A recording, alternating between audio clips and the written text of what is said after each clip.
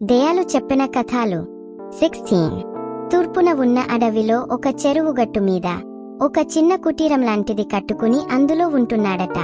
తన వాళ్లను కలవడానికి గాని కనీసం మాట్లాడడానికి గాని ఇష్టపడడం లేదు. ఇదంతా చెప్పా రమణయ్య. అటువంటి సన్యాసికి మన అమ్మాయినిచ్చి ఎలా పెళ్లి చేస్తాం అన్నాడు. భర్త మాటలు ఆశ్చర్యపోతూ విన్న రమణయ్య భార్య, ఓరా అలాగా, అవునవును ఎలా ఇస్తాం అంటూ వంత పాడింది.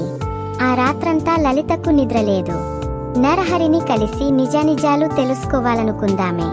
తను నరహరిని చూడడానికి వెరతానంటే ఒప్పుకోరు. అందువల్ల ఆమె చీకటితోనే ఇల్లు వదిలి బయలుదేరింది.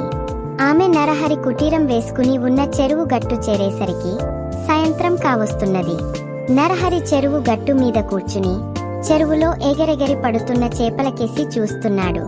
అతడు లలితను చూస్తూనే నివ్వెరపోయాడు. లలిత అతడి పక్కనే కూర్చుంటూ, ఎందుకీ అరణ్యవాసం, ఎవరి మీద కోపం బావా అని అడిగింది.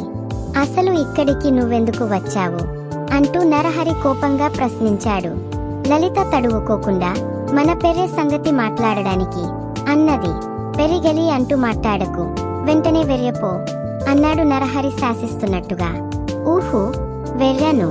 నువ్వు ఇల్లు వదిలి రావడానికి కారణం చెప్పవలసిందే అన్నది లలిత పట్టుదలగా.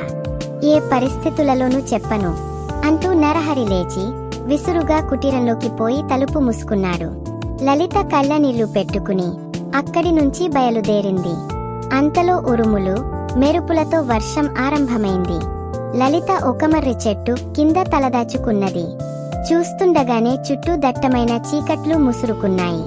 కొద్దిసేపటికి వర్షమైతే తగ్గింది, కాని ఏవో మృగాల అరుపులు ప్రారంభమయ్యాయి.